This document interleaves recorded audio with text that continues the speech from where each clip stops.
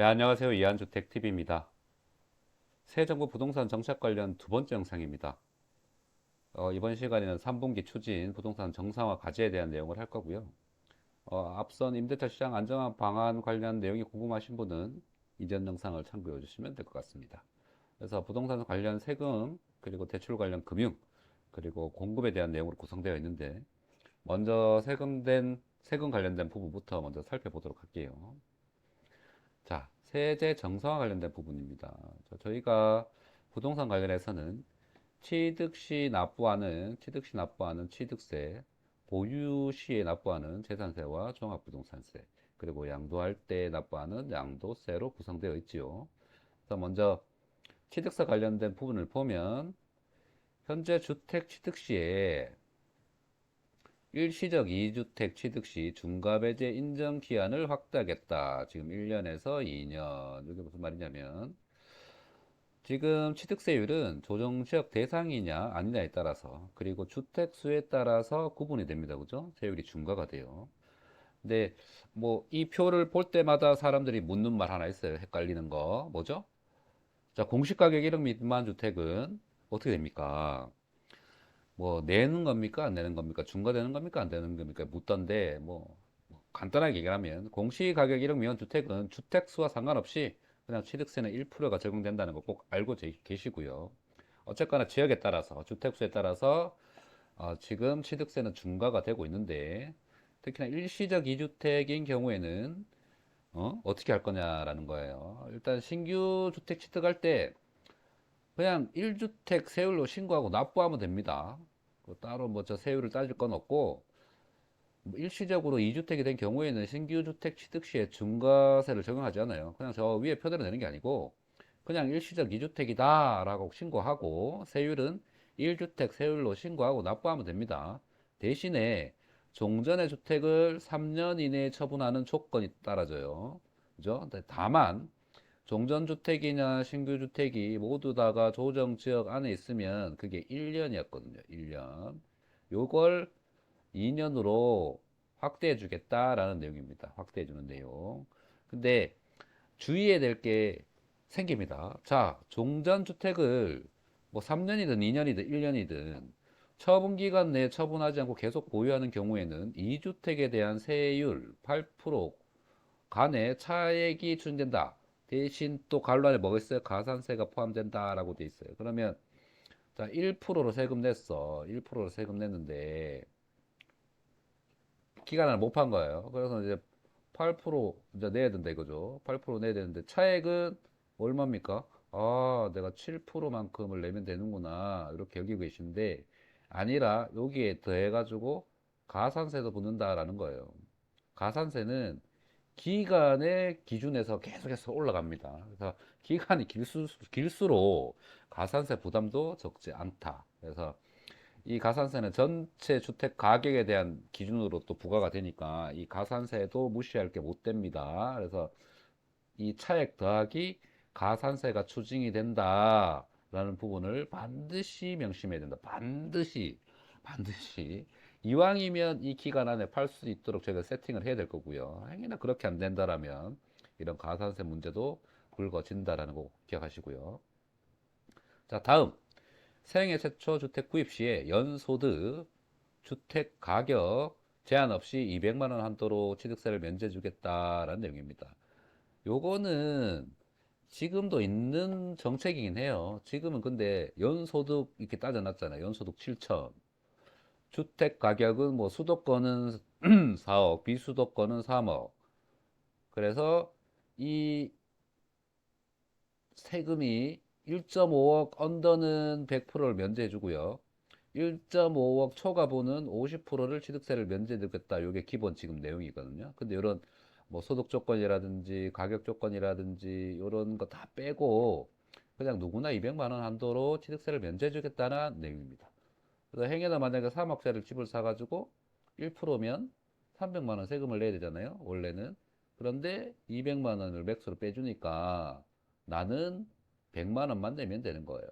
근데 지금 이게 아직 법 개정이 이루어지지 않아 가지고 6월 21일 이후로 취득해가지고 취득세 낸 사람 있을 거 아닙니까? 그럼 이미 요 케이스로 한다면 300만 원 냈을 거 아니에요? 그래서 법 개정이 이루어지고 나면 요거 감면해주고 면제해주고 그랬던 200만 원을 뭐 해주겠다고요? 환급해줄게. 취득세 환급해줄게 라는 게 취득세에 관련된 내용입니다. 그래서 처분 기간을 연장해 줬고 특히나 생애 최초 주택 구입의 경우에는 200만 원까지 취득세를 면제해 주겠다라는 내용이 있고요. 생애 최초 주택 구입이 아닌 경우는 안 해줍니까? 요거는 시장 상황을 보고 판단하겠다 라는 코멘트를 달아놨습니다.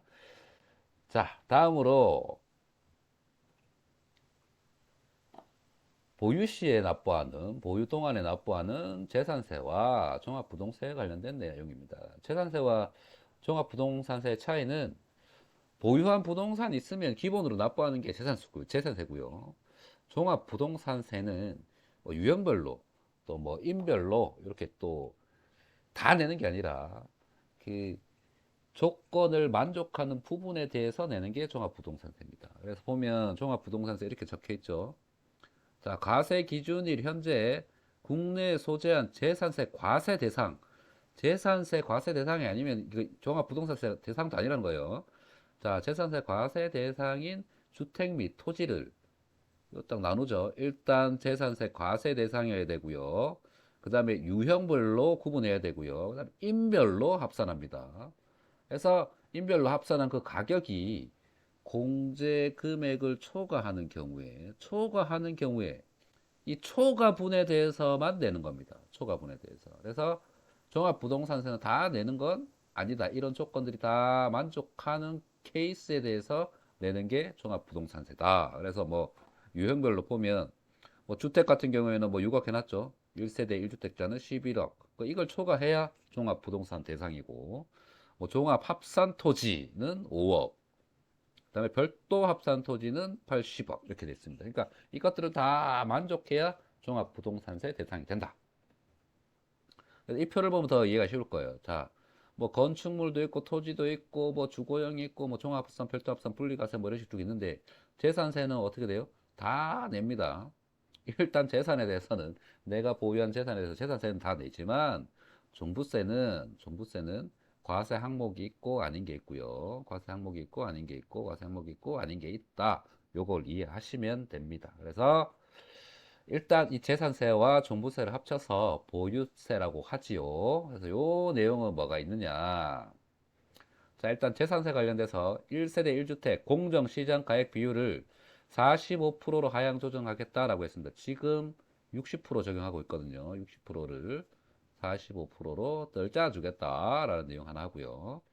그 다음에 종합부동산세 관련돼서는 자, 가격이 너무 올랐어. 가격이 너무 올라가지고 1세대 1주택 세부담을 2020년 수준으로 내려주겠다. 그래서 60%로 하향시켜 주겠습니다. 공정시장 가액 비율. 종소세 같은 경우에는 지금 100%가 적용되고 있거든요. 100%를 60%로 하향해 주겠다. 이렇게 됩니다. 다음 2022년 한시로 1세대 1주택 정말 1세대 1주택 많다. 특별공제 3억 원을 해주겠다. 3억 원을 더 빼주겠다 이거죠. 3억 원을 추가 공제해 주겠다. 그리고 고령 장기 보유자에게는 종부세 납부 유예를 해주겠다. 그러니까 내야 되는데 나이도 많고 뭐 오래 보유하고 있었어. 그러면 납부를 좀 뒤로 밀어줄게 이거예요. 그래서 기준이 어떻게 되냐면 자 일단 나이 기준이 있습니다. 60세 되고요. 60세 되고 5년 이상 보유해야 되고 1세대 1주택자입니다. 그리고 총 급여가 7천만 원 이하여야 되고 종합소득세 같은 경우는 6천이에요. 자 이런 고령의 장기 보유자가 납부해야 될 세금이 100만 원보다 많다. 그때는 유예해 줄게. 자, 100만 원 언더면 해당 없음. 자, 이것들 해당 하나라도 안 되면 해당 없음이에요. 그래서 납부예유 조건은 좀 까다롭긴 하다. 내긴 내는 거죠. 좀 뭐 유예를 해주는 거지. 그리고 마지막으로 튀어나온 게 있죠. 일시적 2주택, 상속주택, 지방저가주택의 1세대 1주택 판정 시 주택수 제외 요건을 구체화하겠다. 대신에 과세 표준 합산 이 뭔 말이야? 표로 보면 되죠. 자, 집에서 빼주겠다는 거예요. 내가 한 채 더 갖고 있음에도 불구하고 빼주겠다. 자, 일시적 2주택, 이건 다 아는 얘기고요. 자, 상속주택 가격, 주택 경우에는 수도권 6억, 비수도권 3억 이하, 이거나 지분 요건이 40억, 40% 미만이면 5년 동안 주택세에서 제외시켜줄게. 5년 동안 상속주택이니까 처분을 하긴 해야 된다 이거죠. 근데 5년이라는 기간을 주겠다. 근데 뭐 이 금액 이상이거나 이 지분 이상이면 이것도 해당 사항이 없고 포함이 된다. 이 내용을 이해하시면 될 것 같고요. 자, 지방의 저가주택 기준은, 자, 일단 집이 한 채 더 있어야 되겠죠? 1세대 2주택자. 공시가격은 3억 이하고, 소재지가, 뭐, 수도권 특별시, 서울시, 뭐 수도권 특별시는 지방이 아니잖아. 수도권 특별시 빼고요. 광역시 이외의 지역, 그러니까 소재지 요건 맞추고, 공시가격 요건 맞추고, 1세대 2주택자 같은 경우에는 주택수에서 이 두 번째 주택을 어떻게 해주겠다고요? 제외시켜 줄 건데, 제외, 숫자는 제외시켜줘도 그 가격은 합산하겠다. 과표는 합산하겠다라는 내용이 그겁니다. 그래서 보유 시에 내는 재산세와 종부세 관련된 혜택들 정리해 봤고요. 자, 이제 마지막으로 양도 관련된 부분입니다. 이거 양도를 정말 잘해야 되죠. 자, 매수는 기술이고, 양도는 예술이다. 이거 그런 말 있잖아요. 자, 그래서 일단 일시적 2주택 비과세 요건이랑 전입세대 전입 요건이 삭제됩니다. 지금 조정지역 같은 경우에는 1년이잖아요. 종전주택을 1년 이내 처분이라는 조건하고 거주 요건을 만족해야 되는데 이 부분을 2년으로 확대하고, 자, 세대원 전입 요건 자체를 삭제하겠다. 그래서 보유 요건만 맞추면 된다라고 보시면 됩니다. 그리고 제일 짜증났던 거 이거죠. 다주택 해소 후에 1세대 2주택 보유나 거주 기간을 재기산했던 거. 그 집이 10년 전에 사는 A도 있고 B도 있는데, 자, 요 시점에, 자, B를 팔고요. B를 팔고, 자, A가 남았어. 근데 요게 15년 걸렸다 칩시다. 15년이 걸렸더라도 요렇게 최종 A가 1세대 1주택이 된 요 시점부터 다시 제로로 세팅. 이게 이거 안 해도 된다 이거죠. 이제 재기산 자체를 폐지하겠다고. 그러면 요 15년이라면 요 15년 기간이 이제 인정이 된다라고 보시면 되겠죠. 얼마나 다양스러운 일인지 모르겠습니다. 그리고 다주택자, 자, 양도는 지금 안 팔려고 하잖아. 다주택자들이 부담이 너무 많으니까. 그러니까 다주택자 양도세 중과가 지금 20에서 30% 붙어 있는데 요거 배제해 주겠다는 내용입니다. 좀 듣던 중 반가운 얘기들이네요. 그래서 부동산 세금 부분에서는 어쨌거나 뭐 재산세든 양도세든 취득세든 공시 가격이 상당히 중요한 역할을 하는데요. 이 공시 가격에 대해서는 좀 현실화하겠다.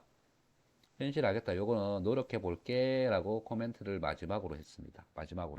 그래서 공시 가격은 탄력적으로 조정 가능하게끔 노력해 보겠다. 그래서 취득 관련된 거, 보유 관련된 거, 양도 관련된 세금에 대한 세제 혜택이 이런 것들이 있습니다라고 이제 짚고 넘어가겠습니다. 이제 다음으로 금융 관련된 부분인데요. 근데 기 발표된 것들이 있습니다. LTV와 DSR 관련된 거. 그래서 생애 최초 구입에 관련돼서 LTV를 확대해 주겠다 했어요. 뭐 지역도 상관없고 가격도 상관없고 소득에 상관없이 80%로 범위를 올려줄게. 범위를 80%로 올려주고요. 금액은 6억까지로 해주겠다라는 게 LTV에 관련된 내용이었고, DSR 같은 경우에는, 자, 생활자금 애로 완화를 위해서 생활 밀착형 규제는 보완하겠다. 그 뭐예요? 신용대출 연소득 범위 내 제한을 폐지하겠다. 신용대출을 연소득 범위 내 제한하겠다라는 부분을 해제한 거죠. 연소득 범위 내라는 부분을 좀 폐지했으니까 확대되는 거죠. 확대된다라고 보시면 되고, 자, 장래에 발생할 수 있는 소득도 적용해서 계산시켰다.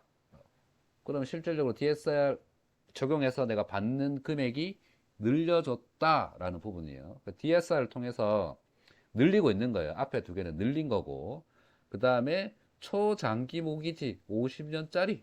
와. 그러니까 내가 갚는 기간이 길어지니까 이렇게 하면 매달 내가 내야 되는 원리금 부담을 줄이겠다 이 말이에요. 그래서 생애 최초 구입할 때 LTV 확대해주고 대출도 많이 받게 해주는 대신에 소득에 그 딱 단지가 걸리는 게 DSR이잖아요. 근데 이 DSR도 알았어. 범위를 조금 넓혀줄게. 그리고 매달 내는 원리금 부담을 낮춰줄게. 한 게 기발표 내용입니다. 자, 보시면 되죠. 자, 현행에서는 이렇게 뭐 제한들이 많았습니다. 제한들이 많았는데 개선을 이렇게 하겠다는 거죠. 생애 최초 대 생애 최초 아닌 사람. 생애 최초 같은 경우에는 주택 가격 제한 없어. 얼마짜리 사도 돼. 그렇죠? 소득 제한 없어. 대신 80%까지 해줄게. 80%까지 해주는데 DTI는 60% 그대로 유지하고 DSR은 40%예요. 요거는 뭐에 관련돼요? 자, 내 소득. 네가 소득 능력이 되면 이거 다 챙겨갈 수 있어. 그리고 대출 한도는 6억까지 해줄게요. 라고 한 거예요. 그러니까 꽤나 뭐 괜찮은 방법이죠. 생애 최초 같은 경우에는. 그래서 생애 최초라는 카드를 함부로 쓰면 안 돼요. 이제 그죠? 진짜 계속 나오잖아요. 1세대 1주택이란 내용이랑 생애 최초 주택 관련해서는 혜택이 막 넘쳐난다. 그거 이해하시면 될 것 같고요. 자, 생애 최초가 아닌 사람의 경우에는 소득 요건 그대로 있습니다. 그죠? 이거 조금 올랐네요. 그죠? 그리고 금액은 4억 유지 이렇게 되어 있습니다. 그래서 지금 7월 오늘 2일이거든요. 자, 3단계 적용돼요. DSR은 3단계 적용되고 총 대출액이 1억 원을 초과하면 자, 40% 적용을 받습니다. 맥스.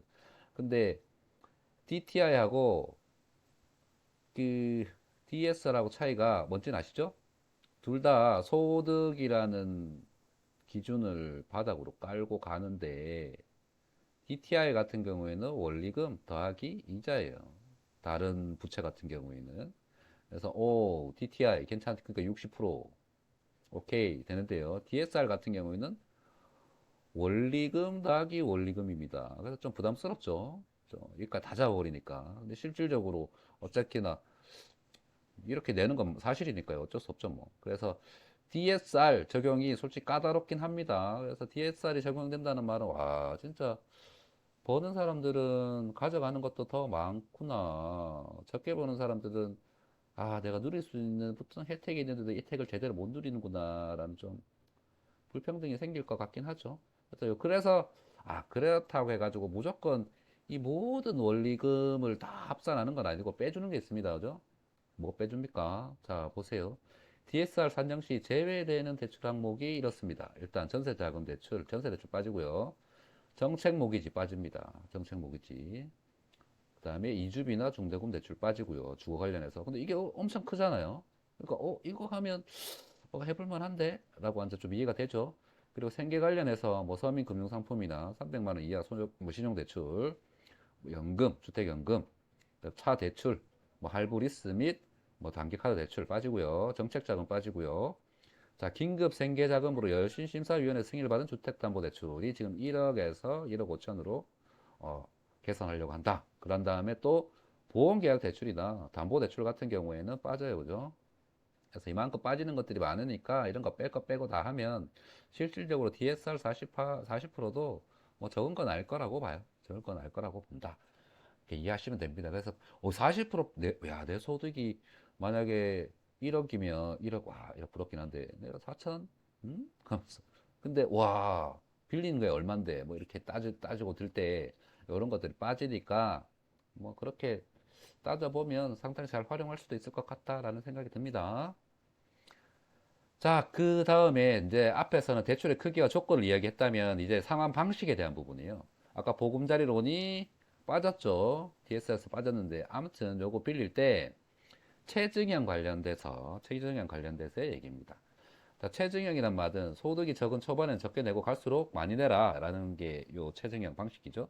근데 이 체증 상환 방식은 자, 만 39세 미만 청년들이 30년 이하의 대출일 경우에만 요 체증형을 선택할 수 있었거든요. 근데 요거를 청년과 신혼부부는 7년 차까지는 이미 그죠? 만 39세 미만 청년들하고 신혼부부들에 대해 가지고 40년 만기에도 적용해 주겠다라는 내용입니다. 그죠? 개인적으로는 체증형 자체를 계속 이렇게 뭐 평생 뭐 최저임금 처음에 가입했으니까 최저임금으로 평생 가져가겠다. 이건 답이 아니고요. 일단 최저임금 가입하면 초반에는 적은 비용을 내잖아요. 적은 비용을 내니까 적은 비용으로 유지하고 계시다가 뭐 지난 금리의 흐름을 보시면 알겠지 않습니까? 저금리로 다시 떨어져. 금리가 떨어져. 그러면 대환해서 비교하는 거죠. 지금 매달 나가고 있는 원리금 상환액하고 요 대환 대출했을 때 상환액하고 비교해서 이거는 계속 올라가는 거지만 요건 계속해서 스테이에서 간다 그러면 그렇게 뭐 대환해서 갈아타는 거죠.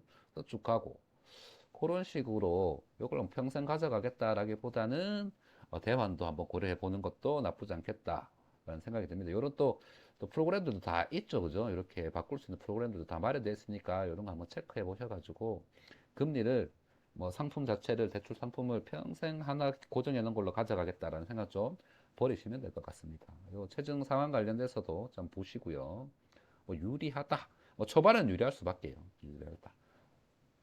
다음 주택연금 관련된 내용입니다. 제가 주택 관련해서는 뭐 대출은 최대한 길게 해당 대출이 종료되는 시점은 그래도 노후 시점에 맞추라고 해요. 이왕이면. 그래서 매달 원리금 상환하고 살다가 노후 시점에 맞춰서 주택연금으로 전환하면 이제 거꾸로 매달 연금으로 수령하게 되잖아요. 그래서 뭐 주택연금의 장점이 그거지 않습니까? 부부 모두 사망할 때까지 살면서 그 집에서 매달 연금이 나오는 거잖아요.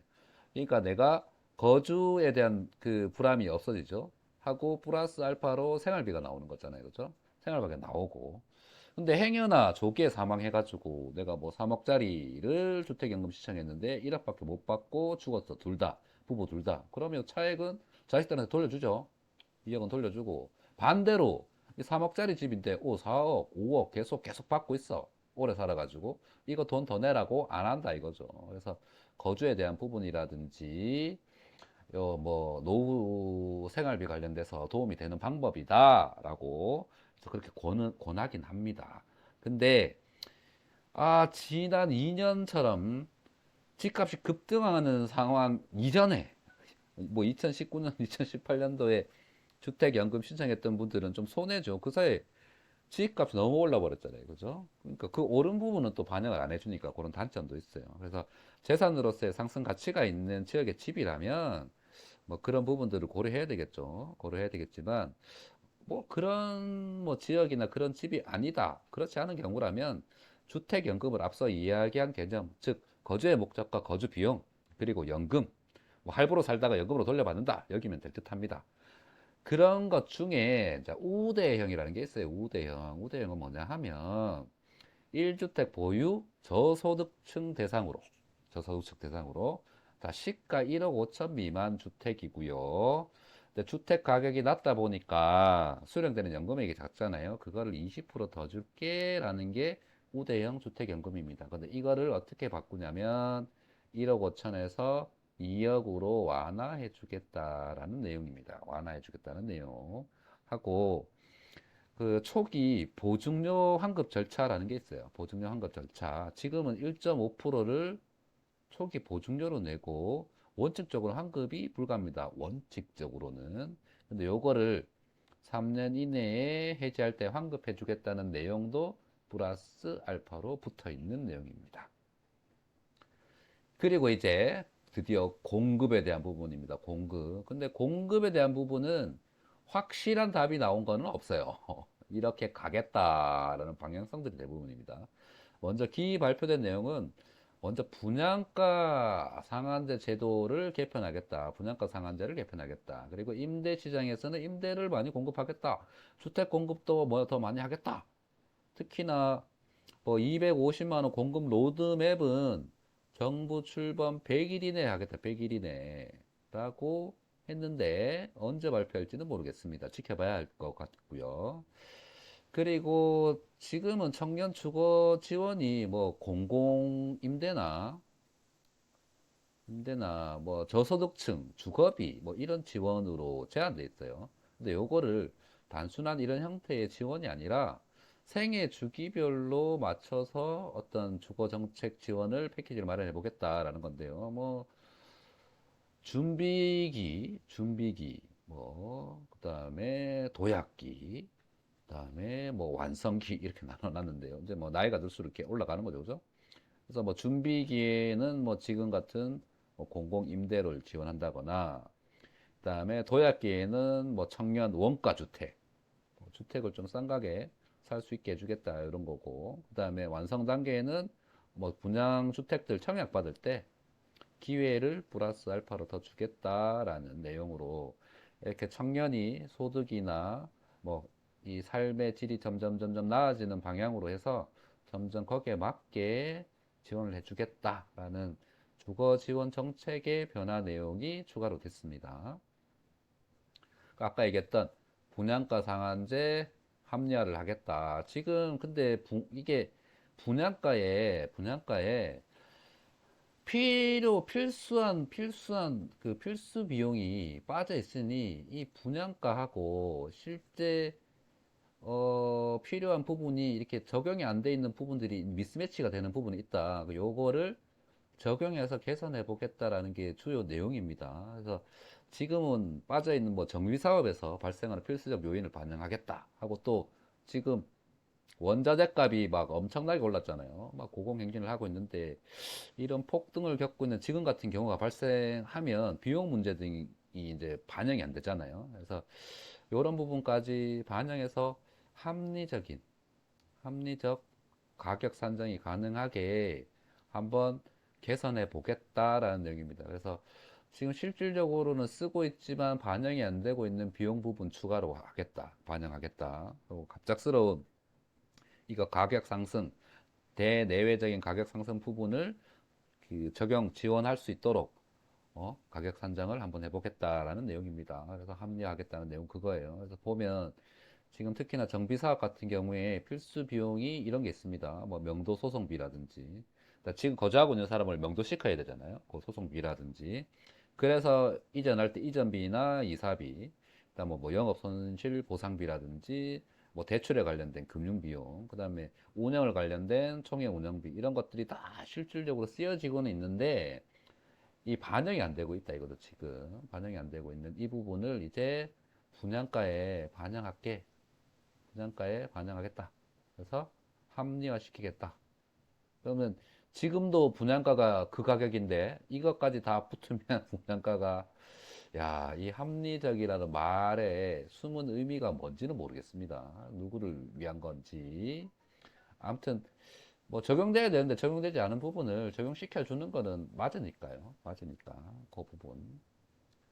하고 허그에서 거분양가 관리 제도를 개선해야 되겠다. 지금 허그 관리 제도 자체가 이제 문제가 있다고 보는 거예요. 문제가 있다. 문제가 있다. 그래서 심사 기준이나 심사 방식의 개선이 필요한데, 뭐 자재 가격 상승분도 반영해야 되고, 뭐 인근 시세 산정 기준도 개선을 해야 되는데, 아까 요건 아까 그 얘기죠. 갑작스러운 자재 가격이 상승할 경우에는 바로바로 이걸 좀 이렇게 반영시켜 줘야 되는데, 그러니까 자재값이 너무 올라서 공사 못 하겠다라고 하고 뭐 그런 일들이 막 생기고 있었잖아요.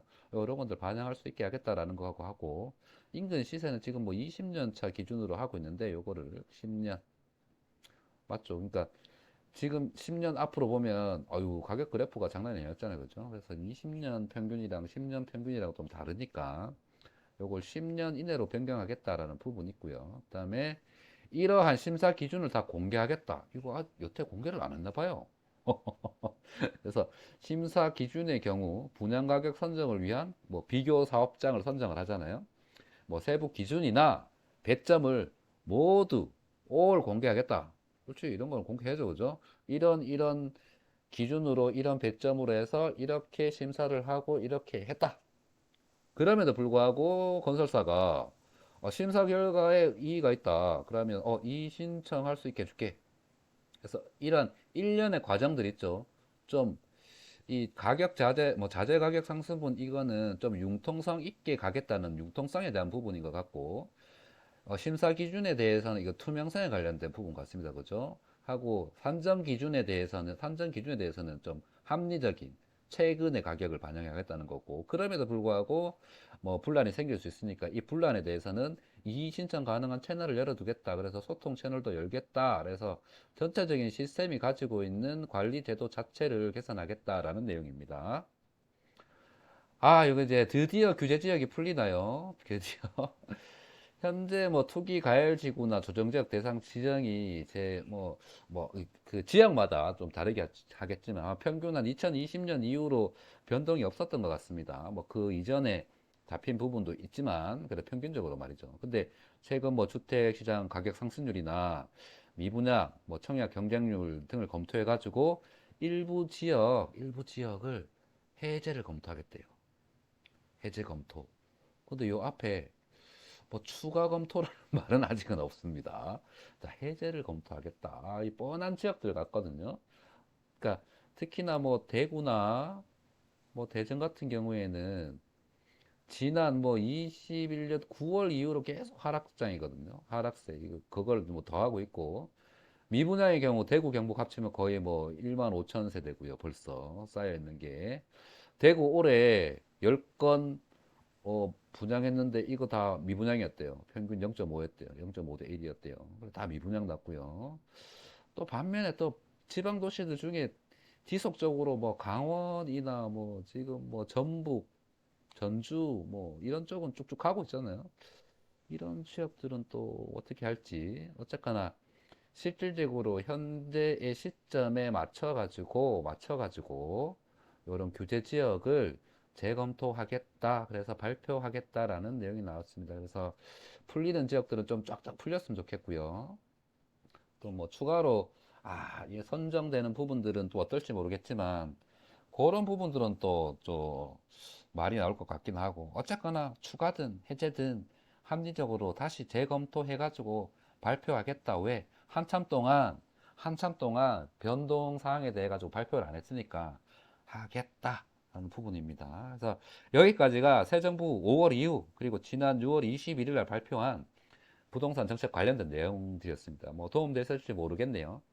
뭐 어쨌거나 저쨌거나 지금은 옥석을 가려야 할 시점이지요. 뭐 변화하는 정책의 흐름 중심을 잘 파악하시고 돈의 흐름도 잘 파악하셔가지고 뭐 비록 힘든 상황이시지만 버텨낼 수 있는 힘이 되시길 바라봅니다. 자, 오늘은 여기까지 하겠습니다.